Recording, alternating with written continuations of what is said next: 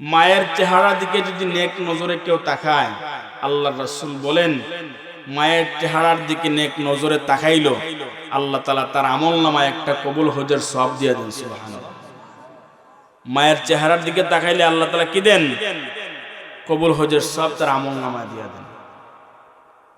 কিন্তু এই সন্তানই মায়ের সাথে খারাপ আচরণ করে, বাবার সাথে খারাপ আচরণ করে। যারাদের মা নাই, দেখেন আমি কথাটা বলি, যে কথাটা আগে বলতেছিলাম, গোড়ের মধ্যে মা আছে কিন্তু মায়ের খেদমত করে না।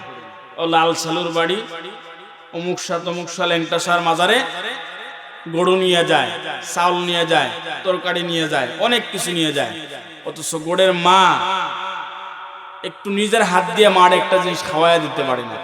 ফলের সিজন আসছে, ফলের সিজনে মার একটা আপেল কিনে দিতে পারে না।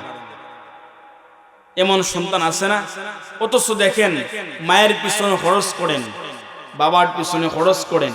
দুনিয়াতে যত মানুষ সফল হইছে, যত মানুষ বড় হইছে, তার পিছনে একজনের দোয়া আছে, তিনি হলেন মা এবং বাবা। মার দোয়া ছাড়া, বাবার দোয়া ছাড়া কখনো সন্তান সফল হইতে পারে না। বিশ্বাস করেন? মার দোয়া ছাড়া, বাবার দোয়া ছাড়া সন্তান কখনো কি হতে পারে না? বড় হতে পারে না, সফল হতে পারে না। এজন্য মায়ের খেদমত করবেন, বাবার খেদমত করবেন।